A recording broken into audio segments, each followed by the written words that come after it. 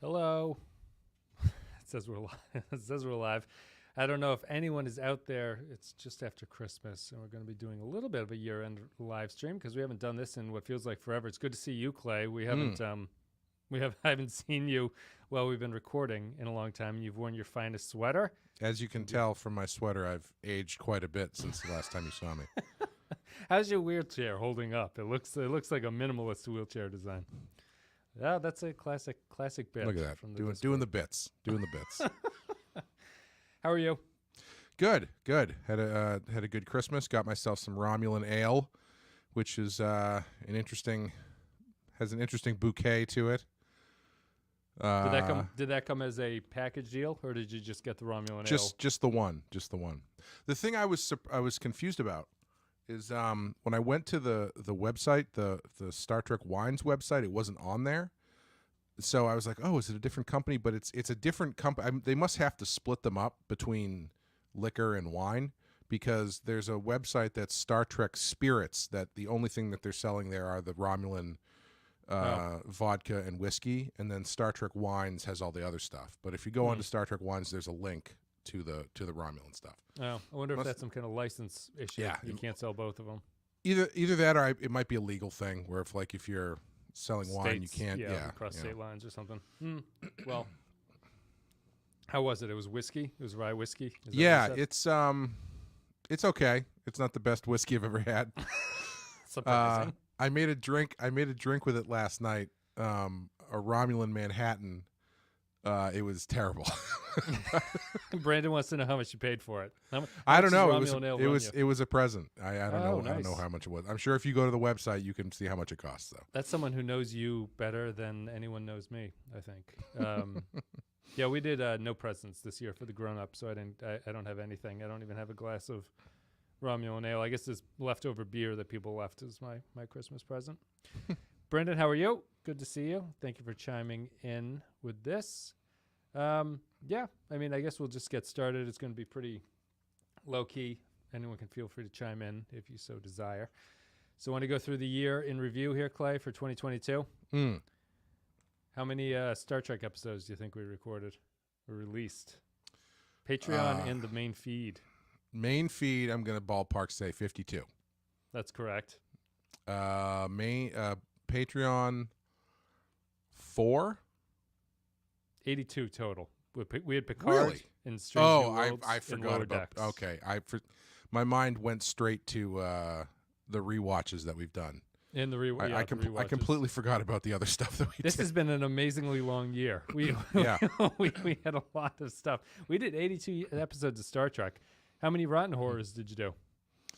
That would be 20. Main feed and Patreon. Oh, geez. So 38? 32. 20 normal episodes and 12 Patreon specials. Badass? Like 4. I don't know. 13. Yeah, we took a pretty big break on Badass. So, and then we did 20 podcasts on the Patreon itself that were not Star Trek or Rotten Horror or whatever, or maybe it did include Rotten Horror or something like that. So it's been a busy year. Yeah, we started with the first podcast for Star Trek was Observer Effect from Enterprise, which feels like it was 37 years ago, but that was the first podcast of the year was Observer Effect. Jesus, this was a long year. We made it through season 2 of Voyager. We did Picard season 2, Lower Decks season 3, Strange New World season 1, and we ended at 82 episodes. Norman, good to see you. RX2, good to see you. $75 to $85, depending on your region, is how much that bottle costs, Clay, of Romulan ale. Norm. So, that's it. That was the podcast year in review, I think. Not much really else to say about it, except that the time does fly once you start realizing that Enterprise we were still doing this year early on. That's wild. Was Bloody Hell this year, or was that last year? That was last year. Winter or something? Yeah, I think last November, was when I started shipping those out. Oh, okay. That feels appropriate then. Yeah. That was last year.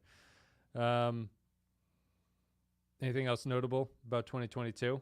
How did the Red Hood series shape out when that was all said and done? Because that certainly did come out this year. Yeah, it did. It came out in August, I think, or early September. Yeah. No, first week of August, first or second week of August, I think. It was good. Yeah, no, this year was pretty busy for me professionally. I went out to San Diego to the San Diego Comic-Con, the first time in 15 years, I guess. Was there as a professional this time, which was pretty wild. I had my first Batman book come out, first two, I guess, if technically. I'm working on another one right now, which I can't really elaborate on, unfortunately. Not yet. It's soon enough. It's going to be announced pretty soon, I think. I got some other stuff going. Yeah, it's been a really busy year. It's weird actually for me because I actually haven't drawn anything this year. I have not drawn any comic pages. I've been exclusively writing. Oh yeah, that's right. Yeah. I've done a bunch of commissions and stuff, but I haven't actually done any pages. I've got a couple things in the works for next year that hopefully will get me drawing again. But not complaining because I'm enjoying doing the other stuff. So. Hello, Finder. Hello, Progman3K. Hello, Jaren. How's everybody? And we will be doing Q&A. If I ignore your question now, I am reading it, but just ask it again at the end when we'll do like a Q&A sort of thing at the end. It's just always a good way to wrap these things up. But hello to everybody. Thank you for joining us for this. Clay was just going through his year. How's San Diego? I have the national conference for my like work. What do you call it? My like profession, I guess, is in San Diego next year. Is it worth going to San Diego? I mean, I assume it is. Oh, yeah. Is there any reason not to go to San Diego? No, I think it's beautiful. It's a beautiful area. It's very walkable. Is it going to be at the convention center? I would assume so. Yeah. Well, so at the convention center, Petco Park is right there. And it wasn't open when I was there this time, but I remember the last time I was there, there's an area of the field at Dead Center Field that has like a walkable area behind it where it actually opens up and like there's an area of the building that's just open. So you can look straight down to home plate without having to actually go into the stadium. But yeah, there's a lot of great restaurants and stuff. So it's not a bad place to be stuck for a few days. A lot of rain, says Fender, and it's a great place to jacket. Yeah, I'd like to go. I've never been there. I assume it's pretty. I assume a lot of great Mexican food. Means whale's vagina. Congrats to Clay. Doing Batman comics is so many people's dream. Thank you, mine included. The trick is to keep it going. That's the trick. My comics lack of knowledge. You guys were talking about it in the Badass podcast, I think, where you were talking about it. I didn't notice the art difference between the two issues. Oh yeah. You had talked about this, like someone else did the art for the second one. I was like, nope, I didn't notice that at all. But apparently, I wasn't alone. You said that in the podcast itself that not a lot of people seem to notice. So yeah, I was. I mean, it's always different when you're on the production side of stuff, and you're the one who is looking at that stuff day in and day out and all that kind of stuff. So those small changes are going to be much bigger to the people making the book than they are to the people reading it. Because Sean mentioned copy paste faces. So I was like, nope, didn't notice that. Yeah, well, yeah, that's stuff that stands out to us. Because you're involved what we do, in it. Yeah. I would just it was just like I would have never noticed anything about such things. But yeah, there was I didn't. I mean, I read it, I enjoyed it, and I didn't notice any of the whatever the minor or major or whatever sort of like, oh, I wish we had done that different. None of that stuff that you guys brought up was anything that stuck out to me. So.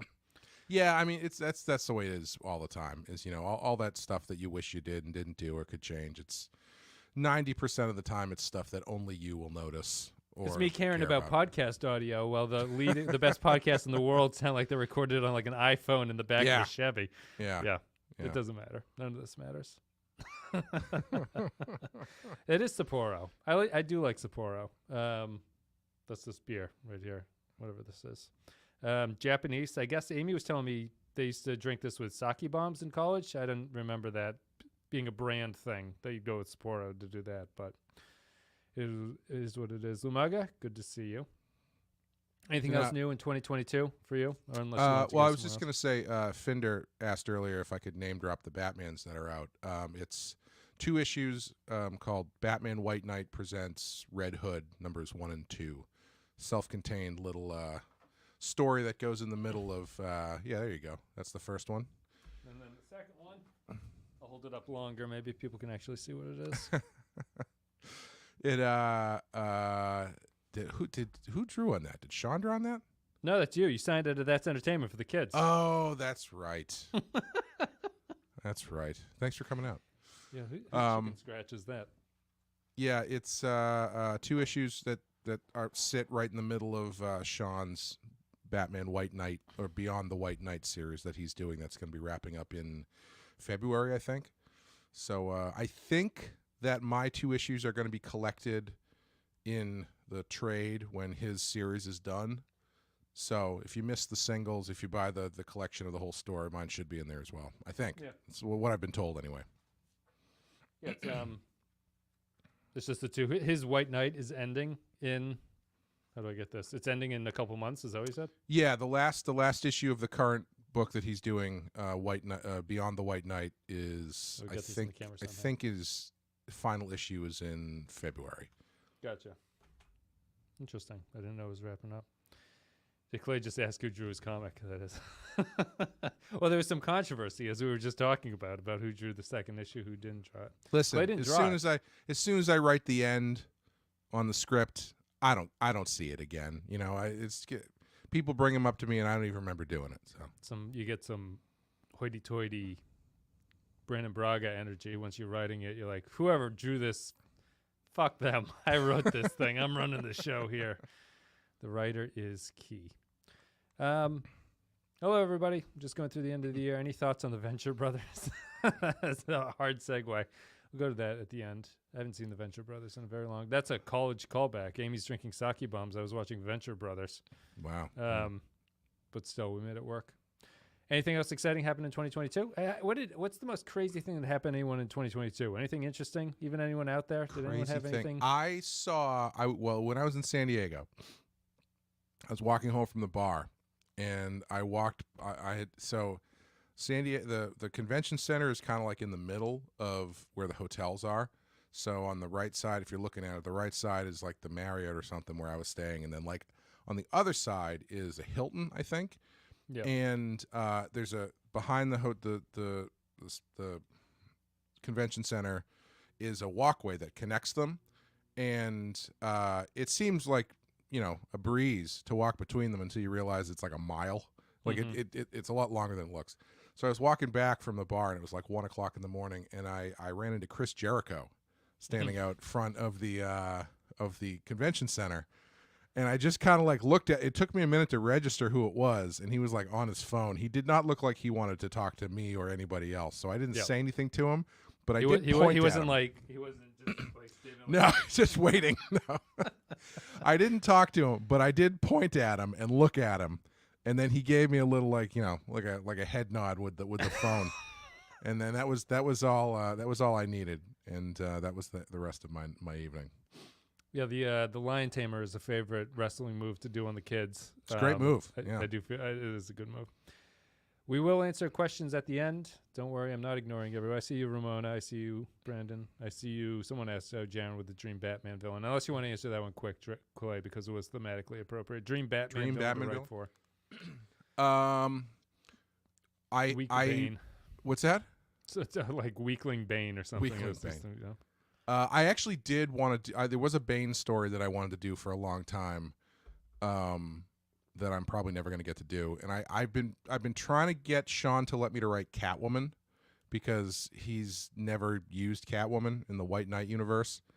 I don't know if it's ever going to happen. Probably not at this point. But yeah, I'd like to do that. I love Mr. Freeze.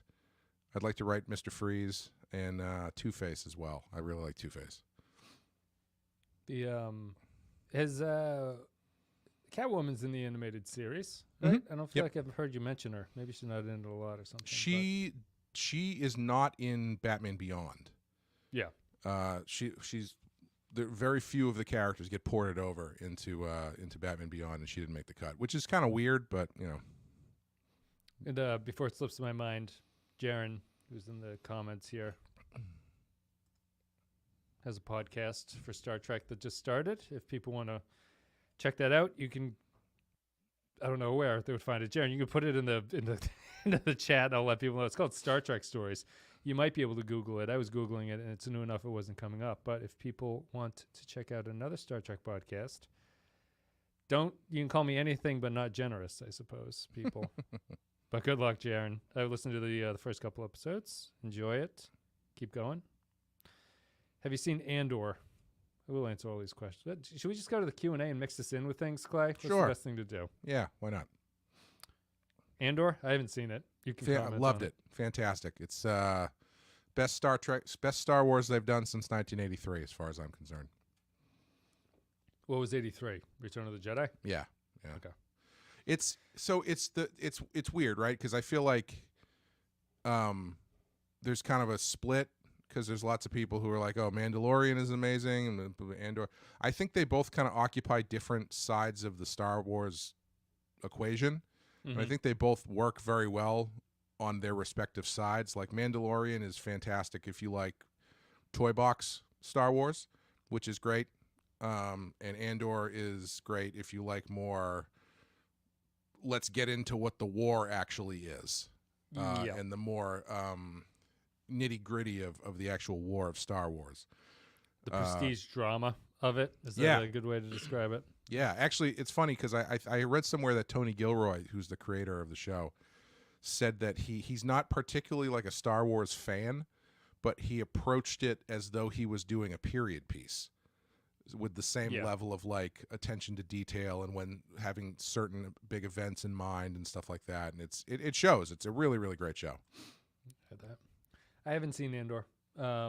I understand just from, I think, talking to you, it's set up like Enterprise's 4th season. We might have talked about it in that, podcast that hasn't come out yet, but like mini arcs across the season, basically. Oh, sure. Yeah. It's like every 3 episodes are kind of like a small arc. Yeah. What are we going to cover when Voyager's over? What's left? The animated series, right? And maybe if my soul was still alive, I might cover the rest of modern Star Trek. Discovery would be a possibility. I don't know. That's keeping Discovery in the back pocket just in case we need to shill for more money. Discovery's going to go for 35 seasons too, because I'm doing this, and it's all just going to come back to bite me in the ass. Mm-hmm. Do you have a favorite podcast you worked on in 2022? Specifically, no. I don't think anything sticks out to me. There's so many there's 82 of them for the Star Trek show. Observer Effect is just on the screen because that was, if people didn't hear it when the first time I said it, that was the first episode we released this year on Star Trek, and I remember that as one of the best Star Trek Enterprise episodes, but I don't remember if our podcast was any good about it. Oh, Picard Season 2. I went back and listened to our Picard Season 2 coverage. I think we did pretty good work with a terrible show. I didn't listen to all of them, but I listened to like the highlight ones just to remember. I listened to the episode where Picard gets hit by the car, which I think we covered from all angles. I listened to the first one and I listened to the last one. I thought we did okay with that shithole of a show. Do you have any favorite podcasts you worked on this year? Any of the favorite Rotten Horrors that you had? There's 20 of them. Well, I did. What happened to Baby Jane is the first one, if you're curious. I felt great about the episode we did on Bram Stoker's Dracula until I deleted it by accident. So there's that. We still haven't redone it yet because I haven't been able to bring myself to do it. Probably maybe sometime this coming year. I know it's kind of a recent pull, but I really liked the Tuvix episode that we did because I feel like that was the first episode in a while that we actually had some really interesting stuff to chew on from Star Trek.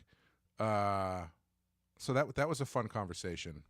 It was a long episode too. I think it was an hour, which is unusual for the Star Trek. We went well over an hour, which doesn't always happen. But that was the first.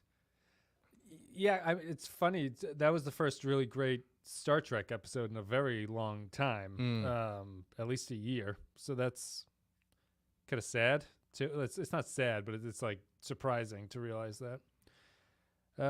Let's see here. Prodigy. Oh, there's Prodigy. Yeah, people like Prodigy, but I'm not.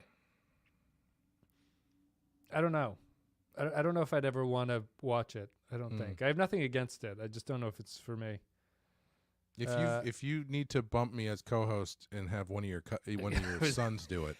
If we did do it, I would I would close because most people hate kids, so they don't want that right at the start. But I would close after a spoiler warning and say that like these are what the kids thought of this episode. If anyone thought that was interesting, but if we do Prodigy, we should probably. I'm not saying we're going to, but in my opinion, the best thing would be to start it quick before we get too many episodes that are out there. Mm-hmm. I don't want 50 Prodigy episodes and then have to go like I have to watch all these things. Yeah. Are we going to have a Jim Kirk chess cup? Yes, we are. After this year, my 2023, one of my resolutions is I'm going to get to 1,000 elo on chess, which is going to be very difficult for me because I suck at chess. What is 1,000 elo? It's like the rating system for chess. Oh. If you're 1,000, you're generally considered like a decent chess player. Okay. The best in the world are 2,800. Oh, wow. All right. I have tried on maybe 3 or 4 occasions in my life to get into chess, but I have never done it successfully. I've just never managed to figure the game out in a way. One summer on my lunch break, I would play chess with my buddy Jim. We did it maybe for 2 weeks, and I lost every single match, and I'm not even sure why I lost them. And it was after that point I was like, you know what? I probably don't need this in my life anymore. But no, I play with the patrons, or I don't know if they're patrons. I play with anyone on the Discord because a bunch of people have chess.com accounts, and we can play on your phone and stuff like that. There's good and bad aspects to it. Like you do get better at chess by playing a lot of games, and having it on your phone is a good way to play a lot of something. Like if you want to ever know how to master Catan or Monopoly, get the app on your phone, and after a week you're gonna be like, I'm just destroying everybody at this just because you can play it so that's often. the thing. Like I'm sure it's like, you know, as good as someone gets at Candy Crush because they play it every day on their phone, I'm sure it's the same thing with chess. Yep. Yeah, I've definitely hit a ceiling. My it sounds like I'm making an excuse, which it kind of is, but I'm one of the worst players on the Discord out of everybody. There's some very good players, and I do realize, just because I know when we were playing board games with friends and everything like that, I knew playing board games that I'm very much an instinctual, go by my gut game player, which is that like, you know how it is with like the condo crew and stuff playing games. Some people will take 45 minutes doing the math to figure out like what move they want to do. Right. And I'm always like, I want the blue piece to go here. So I'm going to do that and see what happens. Chess does not reward that kind of play. It does not reward you just going like, I'll see what happens if I go over here. You really have to think about it. And that's I need to be better at doing that in my own brain and being more like regimented about following my own rules. I'm now very interested in what RX2 is saying about us covering the Queen's Gambit, just to see how I would illustrate a point by using Crockett and Tubbs. I'm not exactly sure what the connection between the Queen's Gambit and... Oh, wait a minute. That's Crockett's boat, I think, in Miami Vice is called the Queen's Gambit. Is the Queen's Gambit. I think that's what that is, yes. I'm really glad I caught that before I look like a total idiot. But Finder, we're not covering Seinfeld either. Sorry. Yeah. Finder asked about Ty West and X. X is probably one of my favorite. He said, talked about Ty West before. Can you click on the comments? Can you make them show up if you click? Can I do that? No, it just gives me like a... Can I? No, I cannot. I'll try to find it. Oh, here it is. Yeah, there we go. Did I do that? No, I did it. Okay. X was one of my favorite movies of the year, actually, and it already did get a sequel that came out a few months ago called Pearl, which is also excellent. It's a very different movie than X. X is a straight-up kind of horror movie, and Pearl is a really dark character study, and Mia Goth plays the main role, well, she's the lead in both of them, but in Pearl, it's like, honestly... Academy Award level performance. She was unbelievable. Definitely worth checking it out. And it's also they already announced there's going to be a third movie coming out in 2023 called Maxine, which is the name of her character from X. So it's like so it's X, then the prequel, which is Pearl, and then the sequel to X, which is Maxine, comes out in next year. Yeah. You covered that this year? I don't remember X. No, we were going to. It was going to be one of my it was going to be one of my wild cards, but it got bumped because something else like relevant came up. I can't remember what it was. I don't know if maybe that was when we did Fire Walk with Me or something. I can't remember, but it ended up being like I picked X and then something else came up that fit better, so we just shifted over to that. Gotcha. Yeah. I get cultural sensitivity warnings for Seinfeld on TV in Canada now. Well, the only one I know is they refuse to air the Puerto Rican Day Parade episode, which is the final season episode. Yeah. But I imagine there's some sort of insensitivity type stuff. Any sci-fi shows you've gotten into this year at all? Sci-fi shows? No, I have on the notes here. We were supposed to talk about like what our favorite things from 2022 were. No sci-fi shows for me. I don't think I watched very little TV this year. My best of this year would be the third season of Bluey and Garth Marenghi, which we watched for the Patreon. Yes, Garth Marenghi was very good. Which I might not have been positive enough on during the podcast. I think it's a show that you have to kind of sit with for a little bit and like think about it and like let it soak in. Like I said on the show, I didn't like it really the first time I watched it because I wasn't really kind of clicked into it. But then when I had watched it relatively recently before we did the show, I really, really liked it. But actually, semi-related, one of my favorite things that I watched this year was we finally sat down and watched all 4 seasons of What We Do in the Shadows, which has Matt Berry in it, who's plays what the hell's his name? And Garth Marenghi. I can't remember his name. It's like a Spanish name. Yeah, it's Rick Sanchez. Is that no? That's Rick the and actor. Morty. That's the actor. Rick Sanchez is Rick and Morty. Garth. I thought it was Sanchez. No. It's what are the characters here? It's Todd Rivers. Lucian Sanchez. Yes. Yeah. What We Do in the Shadows was something I had watched like an episode or two here and there over the years, but never sat down and like watched the whole series. And man, what a fucking show! That's a great show. Yeah.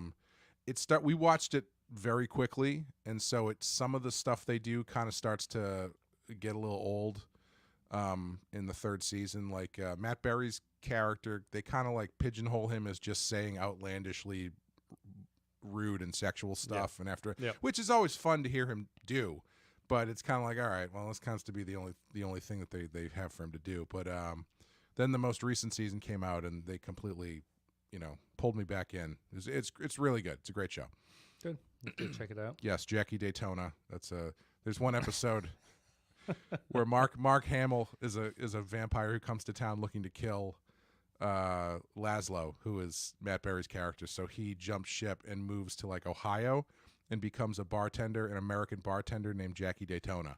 Mm-hmm. And it's very good. It's a very good show. Jaren's been watching Babylon 5. Babylon 5 was taken off with something, right? Was that removed from HBO and their Purge or something like that? I'm not sure. I think I read something. Maybe it was Farscape. Someone else mentioned Farscape too around here. I have not seen either of those shows. That's not the first person I mentioned.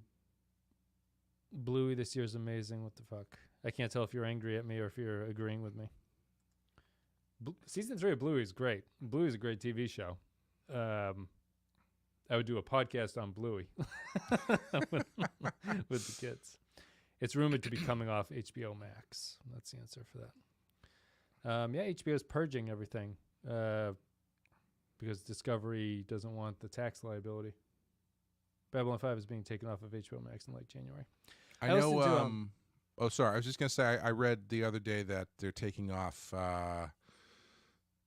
the Batman Brave and the Bold and both Justice League cartoons as well. And I think what they're doing is they're going to be licensing them out to other streaming platforms. Yeah. Which fucking sucks, but whatever. They're just I was listening to I forget what the podcast is called. It's The Ringer with Chris Ryan and Andy Greenwald, whatever that show is that they do. But they have kind of a good behind the scenes type stuff. And it is just we are coming full circle. It's now going to become the streaming companies are now going back to a cable bundling idea where they just want to have different channels for each thing and then just bundle them all together and you pay $100 a month to get access to everything. So I'm not particularly excited in that.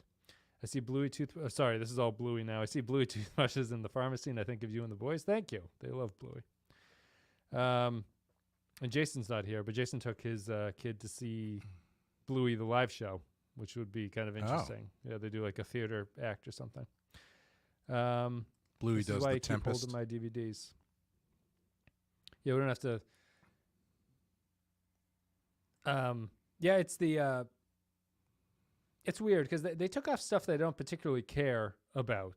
You know, it's like Westworld was the big name. The other shows I'd never heard of, so I don't know. But it's like in the abstract, I think it's like a shitty thing to do for HBO, especially for the reason not HBO, but whatever owns HBO at this point. You know, they're trying to cut costs. They're trying to become lean, mean, and efficient and everything like that. And it's like that's their prerogative. I don't own these TV shows. They can do whatever the fuck they want with the TV shows. But I guess from a creative perspective, I do think that you'd be less inclined to work with HBO in the future. If that's or the contracts have to be rewritten that you own it at that point, or however ownership would work. Yeah, I don't know why they didn't try to be a little bit more sly with it, frankly, and do kind of just change to a model that Netflix does, where it's like, yeah, we license these things, so it's going to be on here for 6 months, and then after that, it's going to be gone for a year.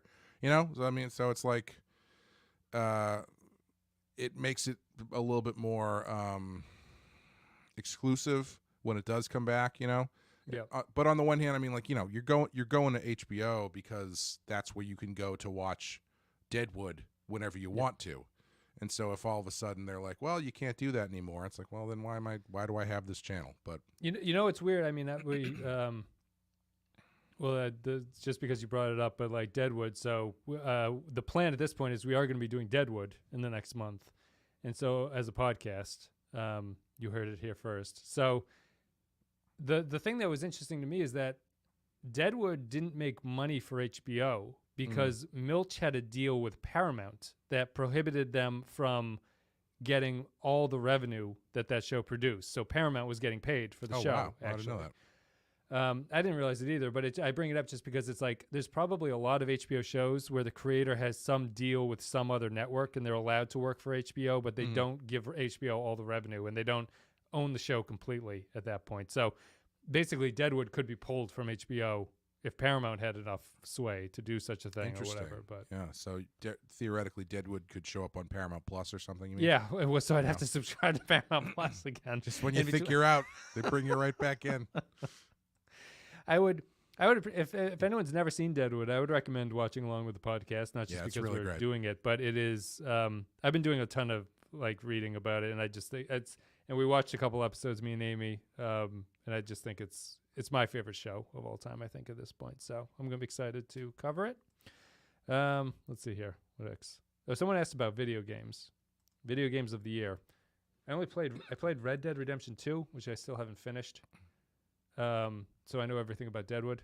And then I played Into the Breach quite a bit. I have a Steam Deck, which is probably my video game thing of the year, which I would recommend. If people were looking for handhelds and they play a lot of computer games, get a Steam Deck. But I haven't played any games that came out this year, I don't think. Not that I can remember. Yeah, I didn't play a ton, but I did really like the Evil Dead game that came out. That was the multi. Sorry, I didn't mean to interrupt. Look, it's on Paramount Plus in Australia. There you go. Yeah, it's like it's a multiplayer game where one person plays the demon and then everybody else plays the Ash and all the other characters. It's a lot of fun, and it's really the gameplay changes quite a bit depending on like who you're playing with and like what your team is and all that kind of stuff. So it keeps it fairly interesting game to game. I also was playing the Ghostbusters game that was similarly set up, but man, people just, I know I've complained about this before, but people just get too good at these games too fast. And so I'm trying to play the multiplayer thing, and it's just not even fun. Yeah, because that one where Evil Dead is more of like an objective-based game where you've got things you have to do, and things that you as the demon have to stop from happening. But the Ghostbusters game is if you get caught as the ghost 4 times, the game's over. And like there are multiple games that I played where as the ghost where I got caught within 3 minutes of starting the game 4 times. And it's just you got to get good. I just don't have time. I know. You're not 12 anymore. They get That's good the problem. so fast is the thing. Like the game was out for like a week and a half and it was unplayable for me. So there's just off camera down by your feet. There's just 10 broken controllers just laying on the ground. Yeah, basically. Like it's, you're trying to figure things out and all of a sudden everybody else already is just like unbelievable at it. And I don't know how people have time to do this stuff. I moved away quite a bit from multiplayer online multiplayer games. I generally know don't like them. I'm for mostly for the reason that I just said. Yeah, it just feels it feels like a commitment to me, really. It's like, all right, I'm gonna go online and sit here and play the game against these people, which is like hard for me to just. I like just be able to pick something up, or if I'm on the like Wordle, it takes 5 minutes and you do that. It's not really a video game, but same idea. Turn Up a Boy Commits Tax Evasion is a pretty fun little game. Is that a real game? It sounds like something that would be out on Steam. Chew on This Deadwood is like Dr. Quinn for dudes. I don't know enough about Dr. Quinn to see if that's true. For Clay's reasons, I like multiplayer co-op. It's learning and discovering together for multi. There you go. And apparently it is a real game. Yeah, those are the only video games I've really played. Into the Breach and Red Dead. I still haven't beat Red Dead. I will beat that this year, hopefully. And then I finally just got Red Dead 2. It was on sale for $20. Yeah, I got that, and I got Assassin's Creed Valhalla. Mm-hmm. And also Miles Morales Spider-Man, which I'm looking forward to because I love that Spider-Man game. Oh, you got the Miles Morales version. Mm-hmm. Yeah. It's supposed to be short, I guess, which is kind of nice. So. Which is fine. No complaints here for a short game. Dr. Quinn always saying cunt and bitch. Yeah, that's my memories of Dr. Quinn. Who is the actress in Dr. Quinn? Jane Seymour? Yeah. I think. Yeah. Yeah, maybe that's it. 2 was back in the concussion protocol. The NFL season snuck by me. I didn't realize we were at the end of the season, but that's what you get when you don't have when Tom Terrific isn't in New England anymore. It just kind of slips away from you. The only game that I watched all season for the Patriots was that one 2 weeks ago where they lost it in the final 5 minutes of the game in spectacular fashion. You caused it. You did it. Gene Seymour. Thank you, Doug Eatsmo. Yeah, anything? Did you mention? Yeah, you did mention your favorite TV. Anything? Any pop culture stuff for 2022 that you're going to remember? This is the year that these things happened. It's hard to escape. I always wonder how wide these things get, but it's hard to escape the Elon Musk buying Twitter thing. That was pretty hot for a little bit. I'm not on Twitter, so I don't know. I imagine everyone is talking about it, but yeah, it's basically been like a month and a half of people dunking on him. So. Yes. Yeah, I don't. I guess it is complicated. I thought he could have pulled it out. I thought he could have fixed it, but I don't know. Someone wrote a good piece in the Times or something that all of his prior company experience has not been what Twitter is, which is that Twitter is a plane in the air. Like it's actually working. Oh, sure. And what you're seeing is that like with his prior companies, they were not functional at the time that he picked them up. So he probably did a lot of like, let's try a whole bunch of shit and see what happens with it. But when Twitter's active and people see it, people are like, he doesn't know what he's doing. It's like, that's probably what he did with Tesla. It's probably what he did with SpaceX. There's also the added element that like when he was doing SpaceX, he wasn't actively on Twitter. He wasn't actively engaging in like shit talking with other rocket scientists. No, he's that Jaron Hatch wrote that great piece for the Times. I think it's just like he's clearly Twitter poisoned. Like you can't take him seriously. And the thing about not being on Twitter is that you recognize how absurd Twitter is. Like once you're off, you're just like, what the fuck? Like why are so many news stories about this website that just has people calling each other douchebags on it? And like the other news thing is just like when there's a story that doesn't really have anything going on, they'll just include tweets from random dickheads on Twitter that are tweeting about the topic. And it's like, what the fuck? That's so many articles online now are just tweets. This thing happened, and now here's a page and a half of people tweeting about it. And it's like, great journalism there, guys. Good job. No, I wish Elon would just stick to the other things and get off Twitter. I think everyone should get off Twitter. One of the books I read this year was 10 Reasons to Delete Your Social Media by Jaron Hatch, and I think that's Jaron Lanier, not Jaron Hatch. Jaron Hatch is the listener. He has a podcast. He doesn't write very books insightful. About quitting. Very insightful. Let's see here. My well, before we go to more questions, my 2022 pop culture thing was getting into The Replacements, which has been a lot of fun because I read the Trouble Boys, the true story of The Replacements, and I was listening to them. And then Amy read the book too right after I did it because I was like, oh, I really like this. And she's like, what is this band you're listening to all the time?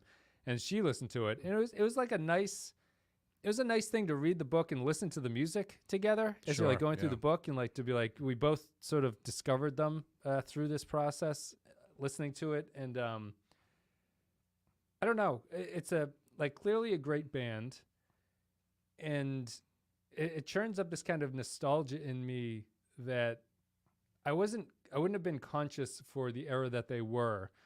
But it's hard not to go into like old man grumpy mode where like music was better back then. But I do feel like just about songs like Left of the Dial that they have, which is just like being in a car and listening to the radio, and you hear someone that you know on some band that you know, the people who are in it, you hear their song, but it starts to fade out as you go like across state lines and the stations go. But you have no means to contact those people. So you're just like, this is how we stay in touch, just by like randomly hearing your song as I'm driving around in this car. And it just made me, it's like, I don't know if obviously times are better now, but there's no disconnect anymore. Like you're never alone, and you can never have an experience of like being in a band on the road and being totally disconnected from people and your family and having like this whole experience out there, because now you're basically wherever you are, everything is with you on your phone. So it's like, it's not really the same thing, but it was just, it was nice to go through all the whole discography. Great band, great songs, and to share it with Amy was fun. And that was my pop culture 2022 thing of the year. Yeah. I read a lot of books books on tape, but I read a lot of books on tape this year. I probably read more books in the last year or so than I have definitely since college, if not high school.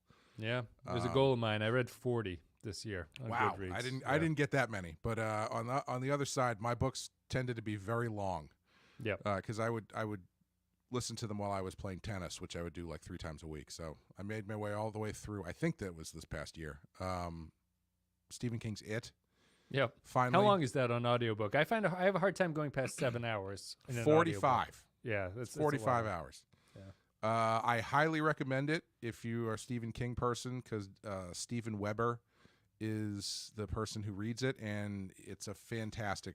It's like a performance. He's not just reading it; he's actually performing the book, basically, and he does a really, really great job.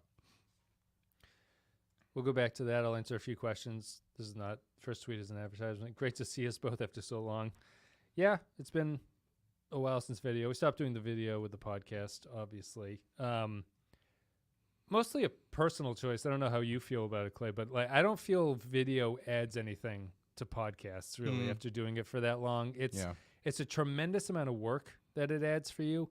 YouTube is definitely the best distribution mechanism for getting a podcast found. So you should be on YouTube, but a lot of it's just this. It's just 2 talking heads, and it's like this isn't adding anything. And I find that I personally don't listen to podcasts on YouTube because podcasts are more for like on the go, or like if I'm doing something else and I just want my phone to play the audio for me. I don't sit and watch a podcast like a TV show and absorb anything from it. So I just don't think it's necessary to do. The only reason I think it's positive is that if I were to reboot a podcast and record video for it, doing the clips and making clips on YouTube is probably the way to go. So even if you don't release the whole show as a podcast audio format, you might want to, if you're interested in getting like people to find it, just do video clips and do it that way and not do the whole show. But that's about it. I don't know how you feel about it. I don't miss it. I don't think it's necessary. Yeah, I don't really miss it that much. When I do listen to podcasts on YouTube, it's always while I'm working or Minimized, something. So it's like I'm not sitting here and watching people talk. You know, I actually years ago, the Boston Sports Radio, Sports Hub, started doing video for their show and putting it on like the Comcast channel or whatever. And I was like, why would you ever want to? Why would you want to watch this? Who's watching this? And then this past Christmas weekend, my dad was watching it. I was like, oh, that makes sense. But but I was like, I just don't know why you want to sit and watch a radio show unless it's Howard Stern and there's like a possibility you might see some boobs or something. But no, it doesn't. I don't find it adds anything. I understand that like people who are on YouTube like things to be on YouTube and they like it to look like. I don't.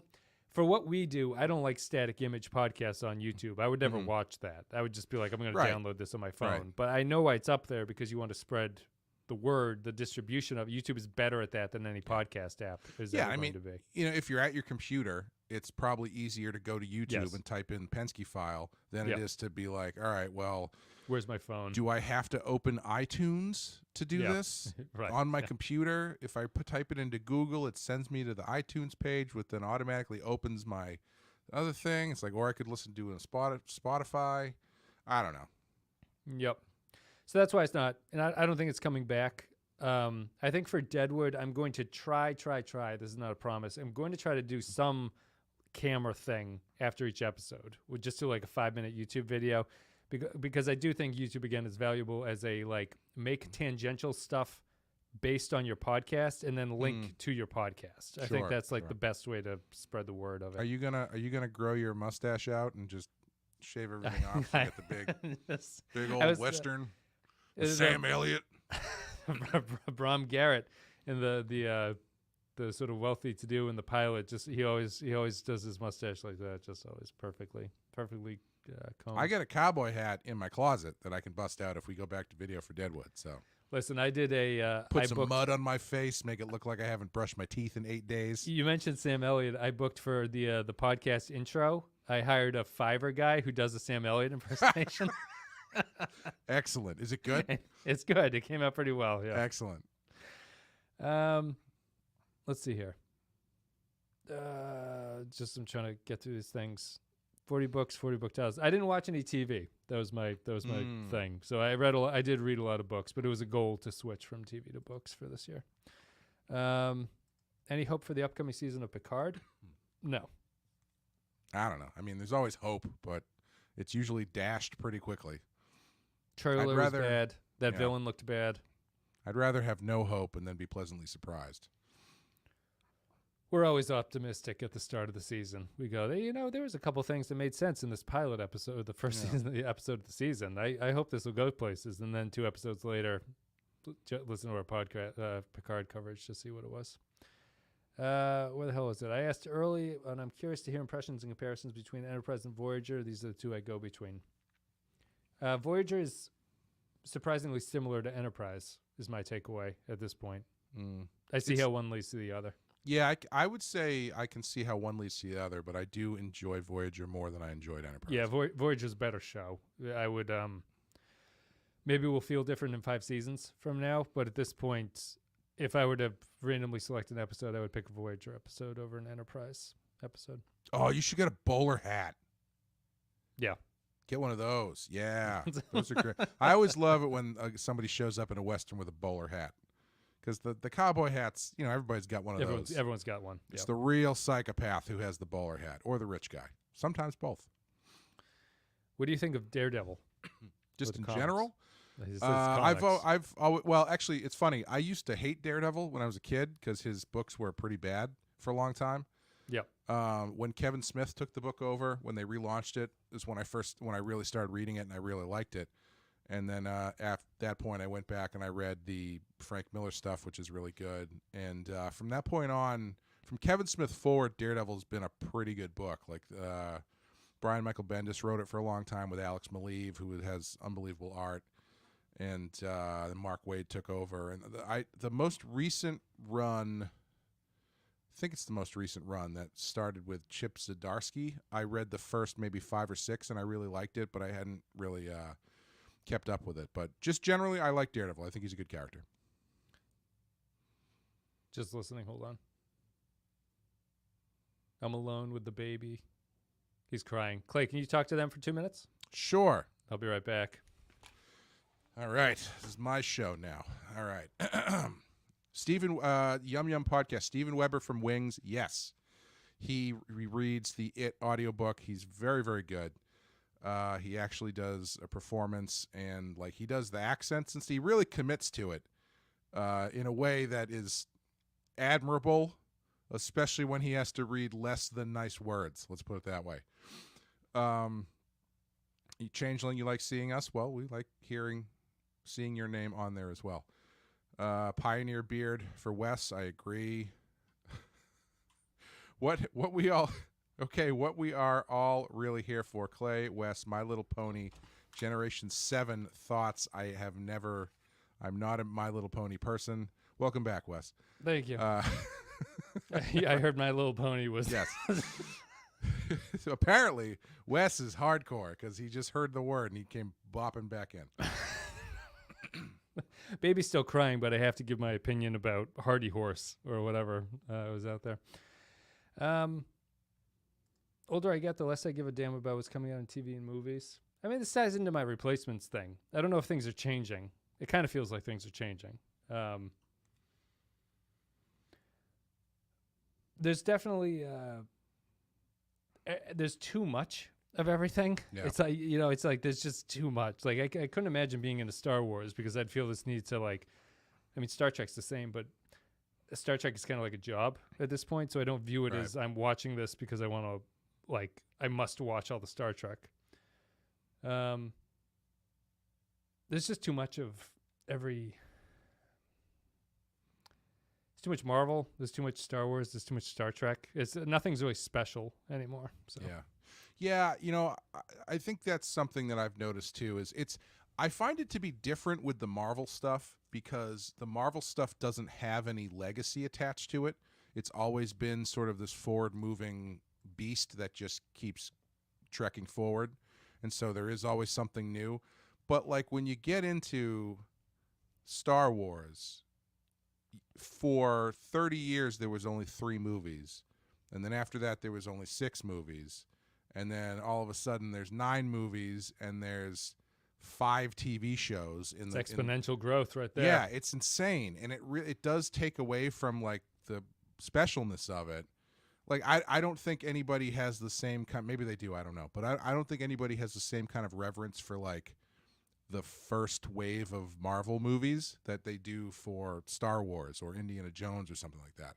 I think it's just because, and now I don't know if that reverence exists for those other things either, because there is so much of it, and it's just like, when I was 12 years old, 13 years old, if you told me there was 5 Star Wars shows on, I would have been like, that's awesome. But, I was a dumb kid, and I didn't realize that you could have too much of a good thing. Or too much of a thing that happens to be bad, which also doesn't help. So, well, I mean, the AI algorithms are coming. They're starting to write scripts and stuff, so we'll just have... You won't have to pay writers or anything. You can just have scripts turn out. However, though, isn't it kind of interesting?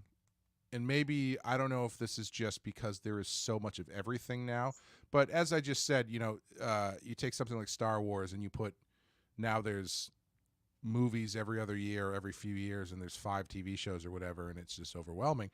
But that's kind of what Star Trek was for a long time, and people still have that level of reverence for the Star Trek shows. Like, there are people who will get into arguments over whether or not they like whether Voyager was better than TNG, or I don't know if anybody's whether saying Beta that, Zeds have always had black eyes. Yes, yeah.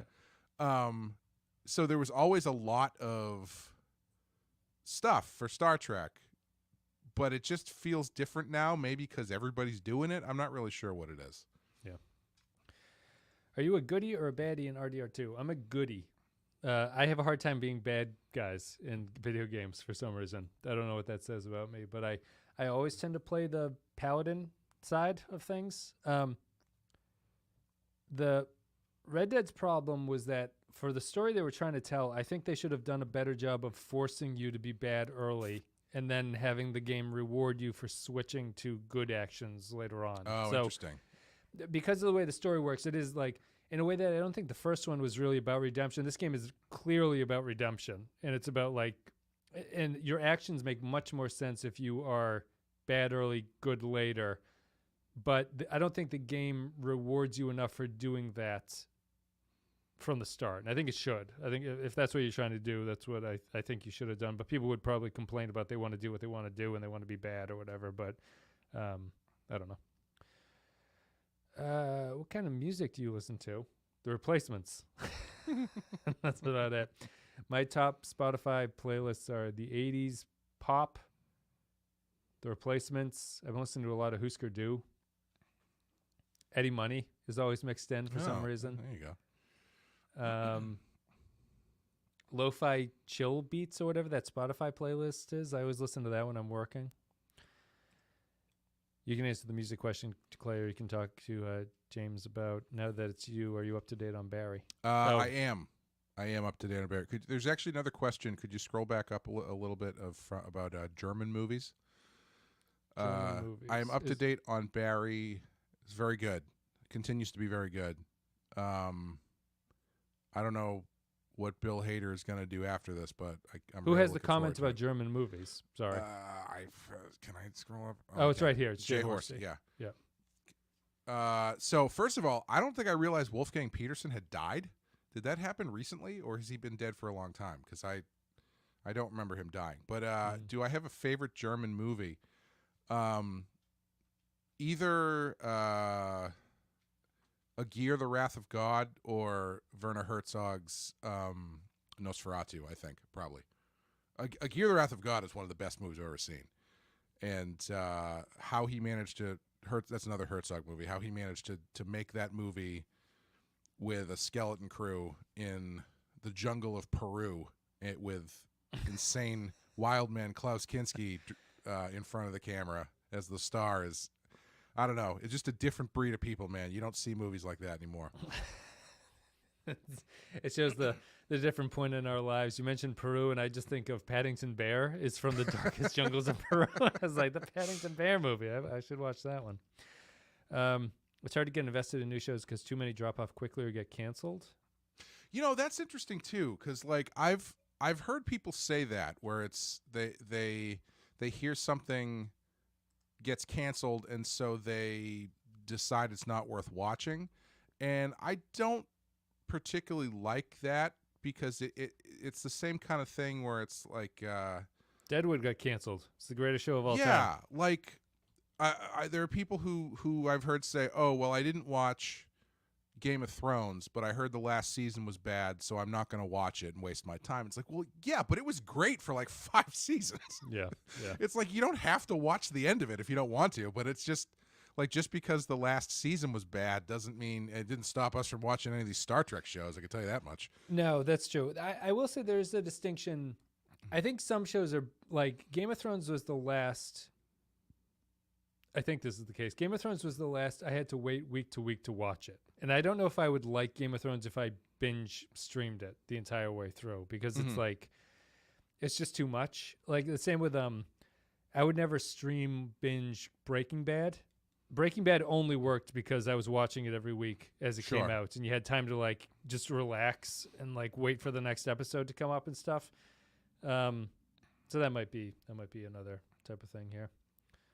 Like, for instance, there's a show, Mike Flanagan's show, The Midnight Club, that was on Netflix. That was one season, and they canceled it. And it leaves a lot of dangling plot threads setting up for a second season. And I liked it. I thought it was pretty good. But it kind of bums me out if people would then view that as, oh, well, it got canceled, so I'm not going to watch it. Because, like, the season, I would say it's worth watching. Yeah. I don't think it makes the season they made any less. Like, people lose their fucking minds over Firefly, which had 14 episodes. And now people are like, well, Firefly 4, I'm not going to bother watching it. It got canceled. Well, it's the too much importance on plot stuff. That's a very modern concern, where it's like, if the story doesn't wrap up completely, it can't possibly be worth listening to. Right. And it's like, the Deadwood podcast, again, plug is coming up, but Milch is like, after it's over, the argument for the end, like the way that Deadwood ends, is that, like, how could you ever end this story? Like, history goes on, like, are you just going to tell the rest of these people's lives for years and decades after the show ends? It's like, how do you end it? It ends as when it ends. Yeah.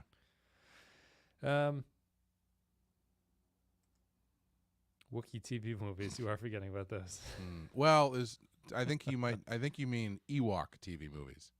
There's 2 Ewok movies, and then there's the holiday special, which is about Wookiee Life Day. Working at home, 80s Japanese city pop, low-key perfect background music. Interesting. My music has been mostly soundtracks lately for the past, because I try to listen to sound. I can't write if there's lyrics, if I'm listening to music with lyrics. So I've been doing a lot of writing, so I listen to mostly soundtracks and stuff that kind of put me in the headspace of whatever I'm writing.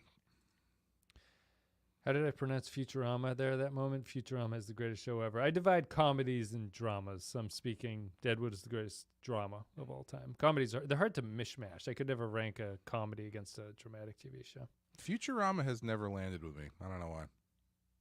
Yeah, just because of how similar it is to not because, but like thinking you like The Simpsons so much, you'd imagine that you'd like Futurama the same. Yeah, I don't know.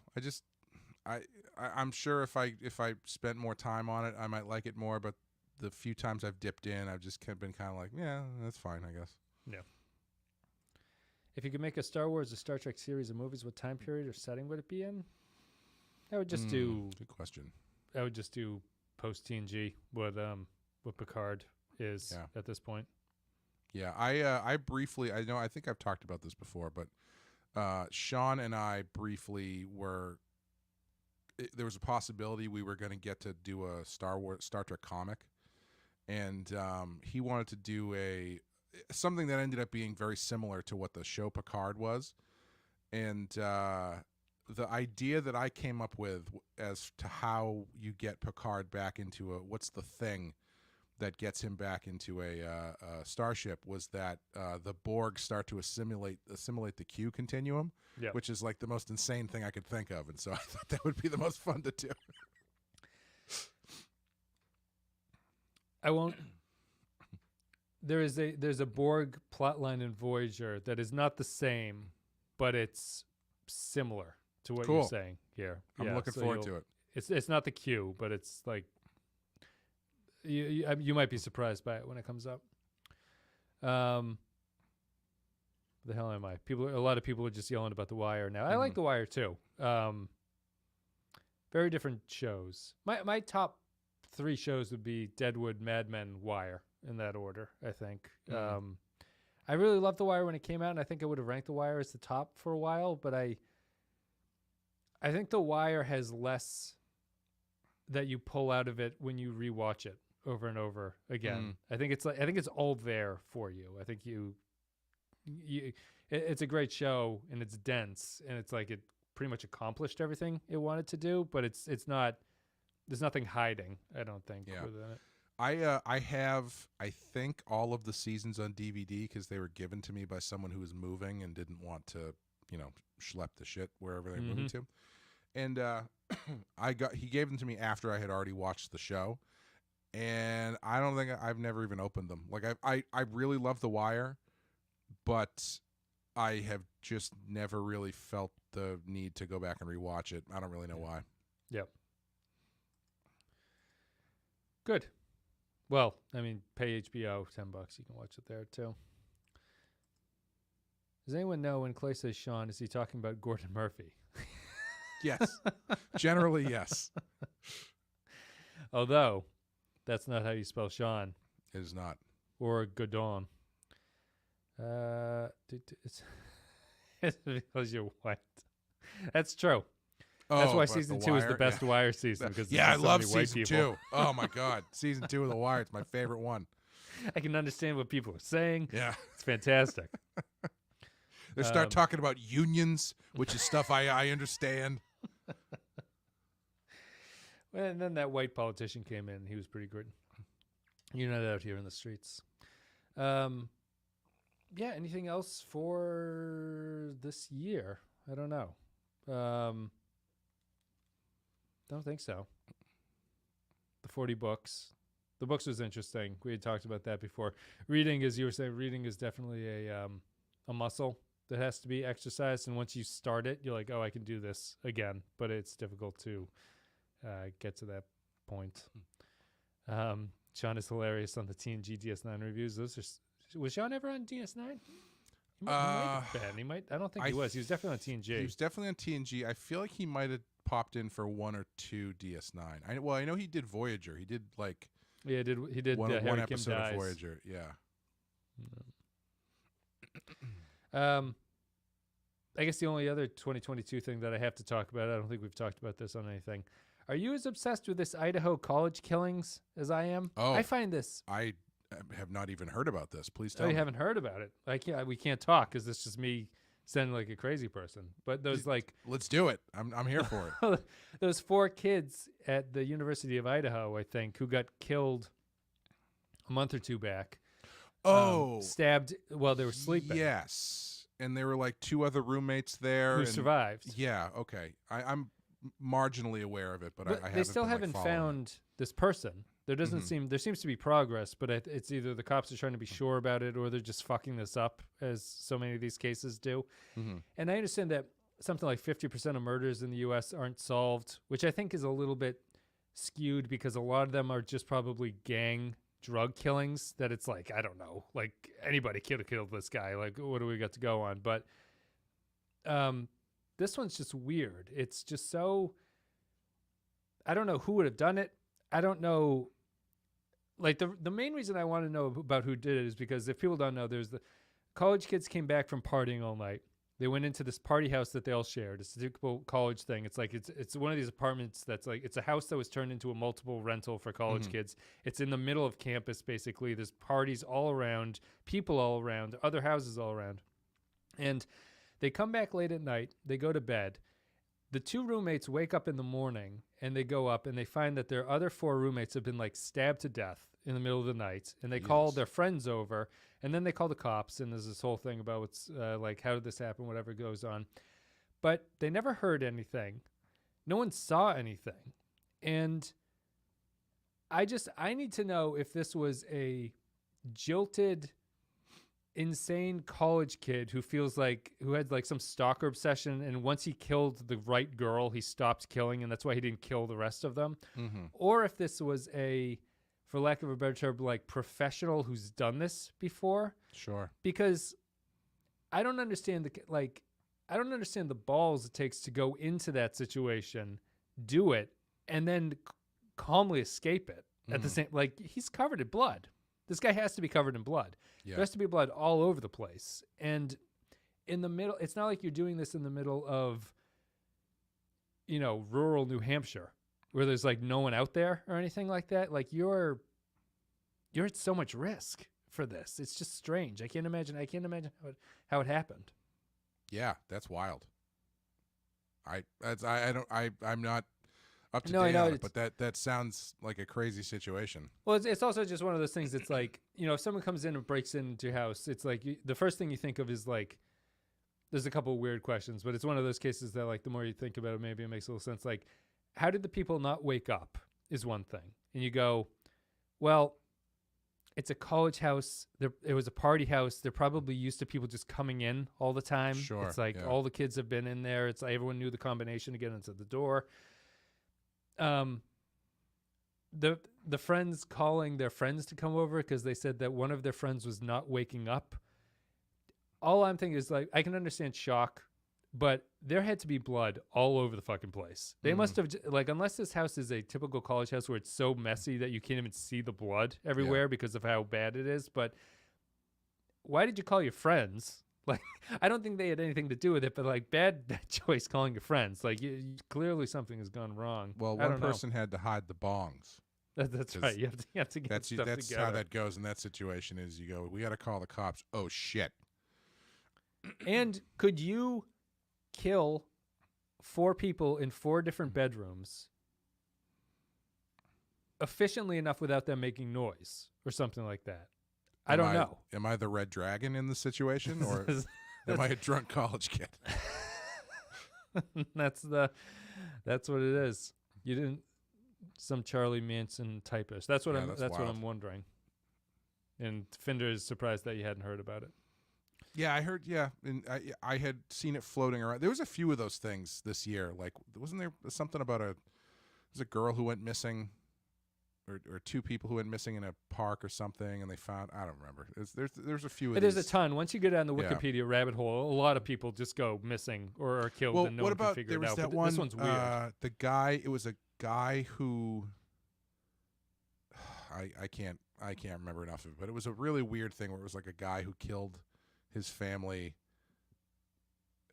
I'm sorry, I can't remember. It was from maybe like 6 months ago. Yep. It was one of those ones that was like everybody. It was the big thing people were writing articles on for like 3 weeks, and then it kind of disappeared. Was there that guy who killed his 2 young girls and his wife and then buried them at his workplace or whatever? Maybe That was like a Netflix special about that one, I think. possibly. I can't remember. I don't know. It's not getting a ton of coverage, but I just find those Utah murder, or Idaho. It's not Utah, it's Idaho. That's like Strange. it's like that scene in Urban Legends where the girl's in the dorm room, her roommate's getting murdered, but she thinks she's just hooking up with her boyfriend. Yes. Yeah. Yeah. I imagine that might have been it. But why did he not get those other 2 girls? Did he know the house? How can you just go into a random house like that and kill people if you're a serial killer? You have to know what the house looks like. I mean, yeah, I would have to guess maybe the 2 other roommates were on a different floor of the house. They were. something. They were on the first floor. Okay, so maybe if you're going in there, for a specific reason, you have obviously a specific room you're going to go to. So why bother going out of your way to kill the other 2 people? But even if you're going in there just for the sake of robbing the place that turns into a homicide or something, I think maybe just the fact that they were on a separate floor saved them, because Well, that's the you thing, go to right? 3 different rooms on one floor and then you just get the fuck out of there. Yeah, the thing that's confusing is like that's what seems to imply that it was a targeted thing, that once they found the right person and they killed them, they're like, all right, now I can leave and I don't have to continue killing. But the thing is, if like the thing against it being some sort of random person is that it seems unlikely that even a crazy, like, this person seems competent. It seems unlikely you would just go into a house that you have no idea how many people are in there or what's going on or where everybody is in it. It just seems unlikely to me. Yeah. So that's I don't know. actually kind of similar to who's the girl who was in Italy that ended up going to jail? Amanda Knox. Knox. Yeah. Knox. It sounds kind of similar to that, where like her roommate was killed and she was the most likely suspect, but she wasn't there or something. I can't remember the. She was with her boy. They said it was a sex game gone bad. Right, as they always do. Hmm. Yeah, I think I don't want those to go wrong. Right, go right. Yeah. I think Urbinski is the couple tracking in some national park, and only one guy came back. I think that's the one I was thinking of. Yeah. Did you write that a while ago? Oh, I can't find Urbinsky. I can't find the comment. Oh, there he is. Here we go. Oh, that was the yes, they were out hiking out west, and he went to Florida, and then he killed himself in Florida. Yes. Right? Yeah, that was that one. Yes. But there was no mystery. He clearly killed that girl. Like, it was just more of a sense of like, well, Sure. I'm glad you turned yourself in. I hope they arrest you soon. And then he got away before they arrested him, and he killed himself. I think this was a super ass random homicide show, but it's not a super deep story. It can't be. That would be so off. Are you talking about the Idaho one? How did they do it? That's the thing that's interesting to me. Like, I just need to know how it was done. And if it's unsolved Maybe- for the rest of my life, I'll be so frustrated. Maybe the 4 people on the second floor were vampires, Good and he just staked the Did- 4 did- vampires and then got the hell out of there. There's got to be so much. There was blood dripping through the foundation in the photos of the house. There's blood everywhere. Jesus. How did this guy? I don't know. Yeah. I thought you meant the guy with the family, that poor infant that died of overheating. I don't know. that one. Yeah. So, anything else to say? I guess we're pretty much done. I don't know. I guess I can sign off at this point. But yeah, Deadwood. I'm very excited, Clay. Thank you for doing it with me. I tried to do my own Deadwood podcast, and it was aborted because I did it by myself, and I only made it about 6 episodes in. But it was difficult to talk to myself. Did you put them out? They're on YouTube. Oh, they Yeah. are. Oh, okay. Yeah. Honestly, it's weird. Isn't it weird doing it by yourself? Like It's hard. It's very hard. Anytime I have to do I feel like when I do a show with you or with Amanda or Sean, I have not much of a problem forming coherent sentences and talking for a while. But anytime I have to do an intro or something myself, it takes me 8 different tries to That's not the sound weirdest like a complete thing. psychopath. I don't know what it. I have never. When we record a podcast, I have never fucked it up and been like, sorry, I got to do that again because I just didn't make any sense. Right. When I'm trying to record a 10-second thing for myself, I'm like, blah, blah. It's just like, what the fuck? Why can't I say this? I have no problem. Even if I'm repeating what I always say for the podcast, I can't do it if I'm by myself. I don't know what it is. Yeah, I don't know. It's weird. But It's yeah, annoying. I'm looking forward to Deadwood. That's one show where I never finished it. But I loved it when I watched it. I just never got around. There was actually one where someone, as I railed against earlier, I was kind of shooed off of Deadwood by someone telling me that the last season sucked. And so I watched the first 2, and then they were like, "Oh, the last season's terrible." And I was like, "Oh, I guess I won't watch it then." But I like the 3rd season. I think it's my. Yeah, I like the 3rd season a little bit better than the 2nd season, but we'll get to that. You've only seen the Interesting. 1st season, I think, right? I think I've seen 1.5 or maybe 1 3/4 because I was watching it back when I was getting the discs from Netflix, the hard discs, and I just kind of fell off and I never picked it up again. Yeah, it's only 36 episodes, so we should be done with it soon. I think thematically we're going to do how Milch wrote the show, so we're going to have a backlog of 4 to start it and then fly by the seat of our pants for the rest of it. Sure. Just to keep things good in that way. I think that's pretty much it. Anything else? No. The books. Maybe I'll put out a couple Patreon podcasts about the stuff that I read, my favorite books of the year and podcasts of the year and stuff like that. That's it. Mystic Marble. Vulcan hand symbol to you too. Nanu. Do you have anything you want to say, Clay? No. Anything coming up in thanks. 2023? You can talk about the Patreon for Rotten Horror. Oh, sure. Yeah. Thank you guys so much for supporting all of our shows. Rotten Horror is going into our 4th year, which is kind of wild to think about. And we haven't even done half of the list yet. It's 200. Yeah, what are you at, 70? I think so. We just passed 70, and that's including episodes that are not on the list every 5 episodes. So Yeah. we haven't even hit the halfway point yet.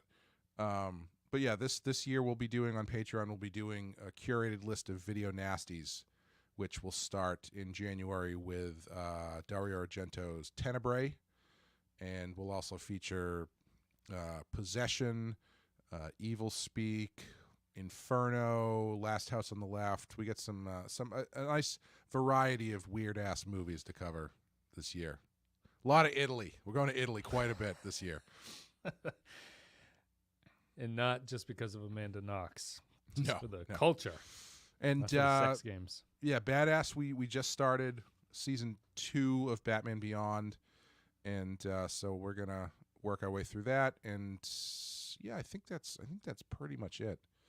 And I'll have some new comics coming out starting in May, I think. So I'll keep you guys up to date as to when that happens and what those are. So Yeah, it's been I'm looking forward to this year for the podcast stuff. Deadwood will be exciting. Star Trek will continue as it always does. people have wondered if I'm getting franchise fatigue from Star Trek, and I wouldn't disagree. I wouldn't agree. Really, like I think Voyager is just worse. Like we haven't, as you were saying, we haven't seen a great episode of Star Trek. It's just Tuvix in the past year. It's just been a long time. Yeah. So it'll be nice to branch off into other things. I think I'll have more time for the show and the shows this year. This was a busy year. Personally, I took a part-time job which does 30 hours on top of my 40. Jesus. So just being able to like maintain the Star Trek show is enough at that point. I think I can ease off of that this year and revert back to focusing a little bit more on the podcast. But I do think doing a new show that is very limited and will be done by half the year is over will be a good thing to do. It'll keep me entertained. And I love Deadwood, so I'm excited for it. Nothing else, I don't think. Patreon is still going, all that stuff. Well, before people go, did you know that Teenage Mutant Ninja Turtles was briefly a video nasty? I did not. That's really weird. I'm assuming that was from the tail end of when they were doing that stuff, where they were putting all sorts of weird ass movies on the basically they started off this list with extreme horror movies, and then once they really started going after stuff, the quality control of who was putting what on the list got way out of hand. And so they ended up putting movies like The Godfather and Apocalypse Now and like The Deer Hunter, basically movies that prestige films that had weird sounding titles would go on this list because they sounded violent. Oh, really? So I would. I mean, Deer Hunter has the Russian roulette scene, which I guess you could like. There's some disturbing scenes in those, I guess. Yeah, but it's not Cannibal Holocaust. No, it's not. Yeah, it's the British are weird about that kind of thing. Europeans in general are a little bit weird about expression. they had the Nazis, and then they're just like, we need to lock this all down. We can't have anyone expressing any kind of opinions about things. Mm-hmm. What was the comment here? Oh, and you can explain this. Why is it called Second String of Stephen King? We called it the second string. That was what we did on Patreon this past year in 2022. We called it the second string of Stephen King because the top, our main Rotten Horror list has a bunch of Stephen King movies on it, and they're all kind of the top tier movies like The Shining or The Dead Zone or any of the other well-known highly regarded ones. And so we wanted to do the Stephen King movies that were not on the list and were a little bit more genre-y. Yeah, and a little bit some of the ones that were off the radar, I guess. So we ended up doing most of them are from like the mid 90s, frankly, but we never did Thinner though, unfortunately, for the one guy who really wanted us to do Thinner. Yeah, Thinner and the Langoliers were the two that people wanted. Had bulky. Michelangelo was not allowed to have nunchucks in the Teenage Mutant Ninja Turtles. Well, I do know actually that in the second one, in Secret of the Ooze, they gave Leonardo like sticks because they thought swords were too violent, and so he has the swords on his back, but he only fights with sticks. Yeah, makes sense. What were those movies rated? They must have been PG-13. The first one was PG-13. I think the second one was PG, but don't quote me on that. That that movie holds up, man. It's That's weird. A good movie. It's a weird movie. There's no reason that movie should be as good as it is. And it's photographed really well too. It's super dark and grainy and like really cool look. It's a good movie. Mm-hmm. Clay is a Superman fan who's never. I guess we're still going here. I don't know if you have a hard out, Clay, but whatever. We'll just keep going. Let's do it. I'm alone. The baby went back to bed. And thank you for asking, Brendan, but Lachlan is fine. He just wakes up now, right? He wakes up at 9:30 every night, and I just have to go in and tell him everything. Tell him to shut up, and he goes back to bed. Jaron Hatch says, Clay is a Superman fan who's never seen it. I'd love to see Superman the animated series covered. I always change the channel when those weeks weeks after school came up and it was the Superman episode. I was like, I don't want to watch this shit. Superman's pretty good. It's been a while since I've watched it, but I remembered I kind of was the same way, I think, where it didn't hit the same way Batman did. But I watched through the first season maybe 10 years ago or so, and I liked it a lot more than I did when I was a kid. So it's a solid show.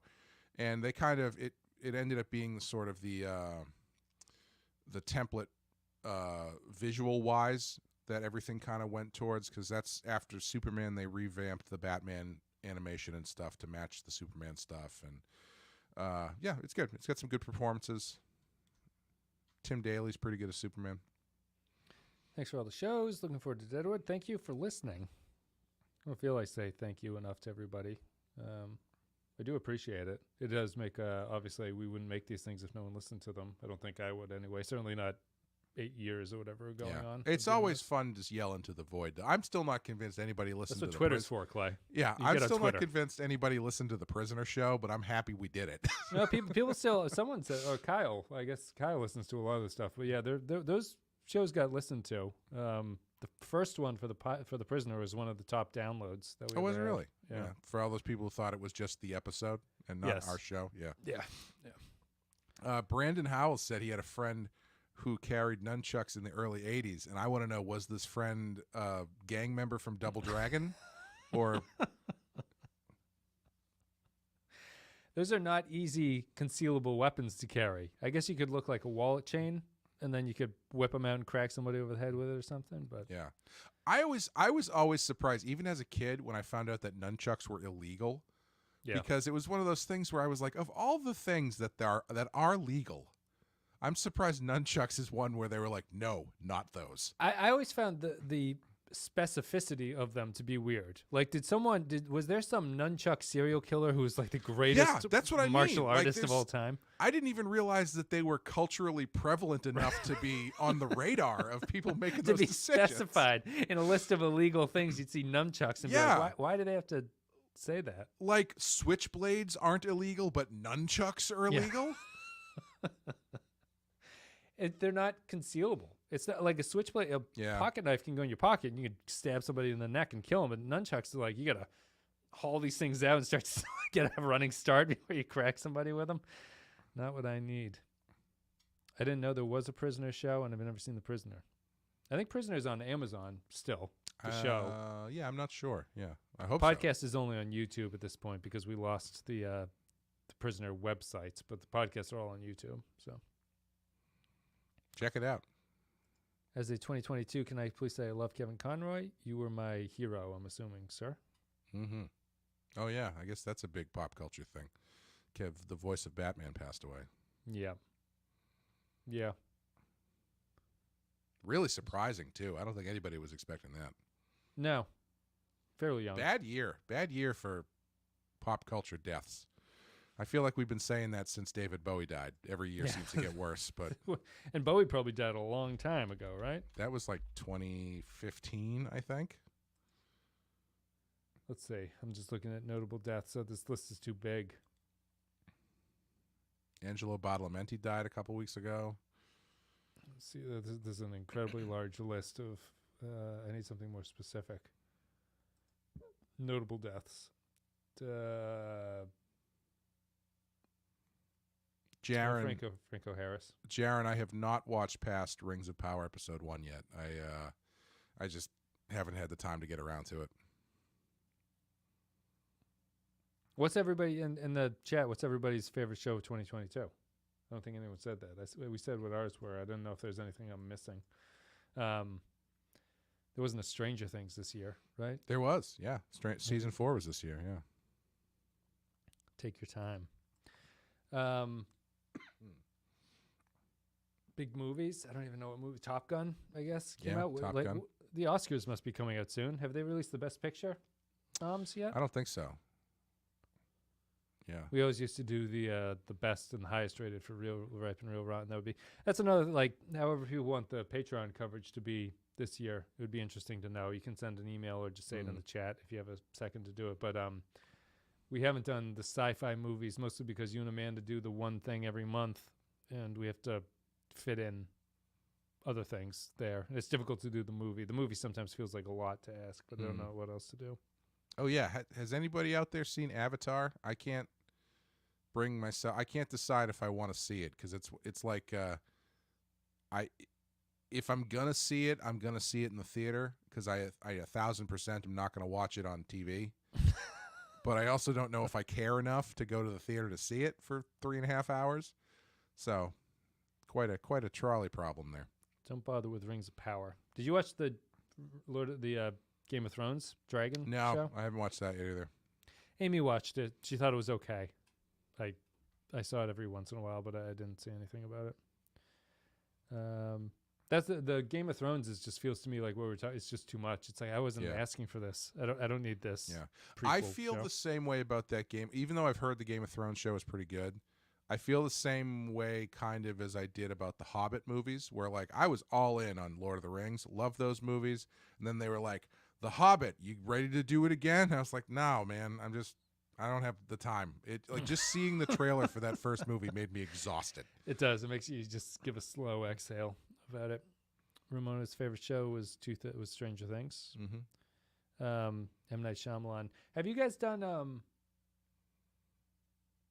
You guys should do the wild card. That M. Night Shyamalan. The fuck is it? The Visit. Yeah, is it The Visit? I think that. The Visit. Yeah, you really like that one, right? It is The Visit. Yeah, I like The Visit. Yeah, maybe we'll do that. We'll have you on to talk about it because I was aware of it, but I didn't. It didn't like stick on my radar at all. So I'm interested. I remember it being pretty scary. And liking it. Expanse. Was Expanse still on? My goodness. Yeah, I haven't heard people talk about that as much. I remember there was like a whole year where people were just screaming at us to do like the ship goes the normal speed a spaceship would go. I was like, oh my god, it's like Voyager all over again. Better Call Saul. Yeah, I guess that did end this year. That's Strange another New one. Worlds. I watched the first season of Better Call Saul. I thought it was amazing, and I just never picked it up. I'll probably go back at some point, but just because I hate ending on a downer, what are we all can be excited about? What are we all super excited about? We can be excited for with each other. I'll go first as a nerd. Starfield. Don't know what Starfield is. Oh, it's a video game. I'm looking forward to that third Ty West movie. I think that's going to be. I hope it's as interesting as the first two.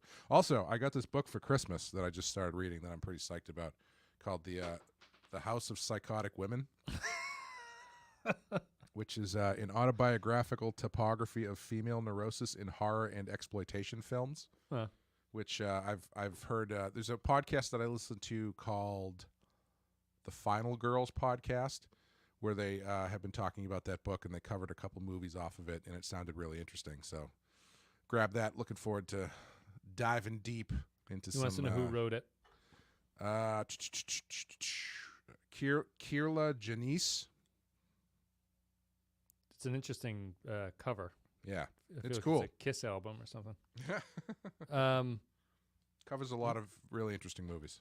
I think my pop culture thing for 2023 is that the Suikoden 1 and 2 are coming out on Steam, which is like amazing that that's happening. I never thought that would happen. So that's a very personal choice. I don't think it'll have a lot of coverage with people, but I'm excited for it. I'm excited for them doing the traditional port of a video game where they try to upgrade it and they make it look fucking worse and it runs like shit for some reason. Nice. So that'll be fun whenever they do that. Looks good. I'm actually looking forward to the Suicide Squad game that's coming out from Rockstar. Oh, interesting. It's I think it might be Kevin Conroy's final performance as Batman. I'm not 100% sure about that, but I know the Rockstar made it? Yeah. They do the Arkham games. And they do? I think so. Okay. I think they do. Like the GTA Rockstar. Yeah, I think so. Oh, okay. Yeah. And the Warner Brothers studio just came out with a new Batman game that I heard that nobody really liked. So I'm looking forward to the Suicide Squad game. It looks pretty cool. Oh, is Doom 2 this year? Doom 2, yeah. That'll be fun. I like the first one. I wouldn't say it wasn't super memorable, but I enjoyed it more than I thought I was going to. So I am I'm excited sorry. for Dune 2. Rocksteady, not Rockstar. Rocksteady. That makes sense. Okay. 2 diffs. Yeah, Dune 2, if that's coming out, will be something that I'm interested in. I don't think I'll rewatch the first one, which will make for an interesting second part, I guess. I'm really hoping they re-release the first one, because I know that I went off about this at some point, but the only thing I wanted was to see Dune in IMAX, and the theater I went to fucked it up. And so I still loved the movie, but the experience was not what I was hoping it would be. So I'm hoping I get a second swing at it. When did Dune come out? Was that summer or was that early this year? I think it was like April-ish. Yeah, time is just getting compressed or something. Yeah. Just because you mentioned going to the theater, I'm like, I think we were in the midst of COVID when that happened. I'm surprised the theater would, but that would have been well after that was all ending at that point. It was so like right as everything really started opening up this year. Was that this year or was that last year? Dune?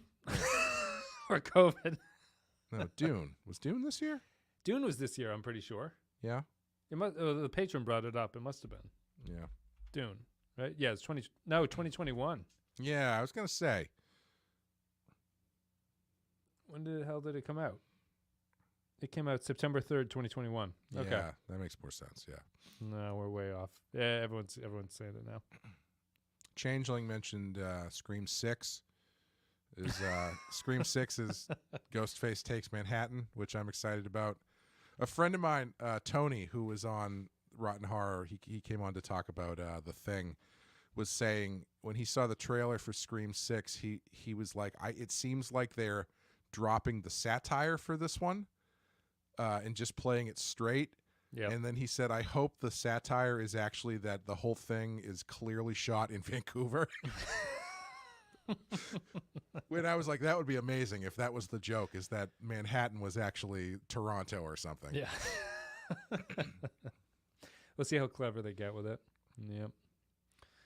All right, well, I guess that's it. I think we've run out of things to talk about here.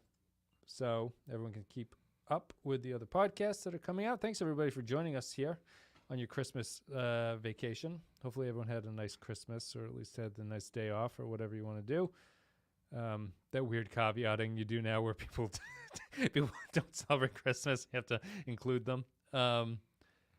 And Happy New Year's. Everyone celebrates the calendar changing, so you can enjoy that. We're going to be able to have a warm 50-degree day, Clay, that's going to melt all the ice sculptures. So. Oh, boy. Yeah. I can't believe it's the end of the year. Like, this year feels really long, but at the same time, right after Halloween, it was like a water slide into the end of the year. Yep. Thank you, Jaron. Thank you for writing your book about quitting social media and your Star Trek podcast, which you guys can find at Star Trek Stories. Yum Yum Podcast is another podcast that I did not mention, but they were in here too. They do Star Trek podcasts. Yum Yum Podcast is around there. Finder, cool wrap up, regular monthly. I would do monthly streams. I think streams are pretty easy. It's just I always feel like I need something to talk about, but it ends up not really mattering. It's just the same old bullshit anyway. That's it. Anything you want to say, Clay, or are we done? I think we're done. I think we covered pretty much everything. Thanks, everybody. Hope you have a wonderful 2023. I hope you all had a good 2022, but hope either way 2023 is even better than the best of 2022. And we'll be around. We've got all the shows coming. Thank you for listening. Thank you for listening on YouTube and leaving comments and everything like that, even though we just do the video stock image. Thank you for listening, however you listen. Thank you for watching the live streams. Thank you for being on the Discord. Thanks for playing chess with me, everybody who's out there who played chess. That was fun. And I guess that's it.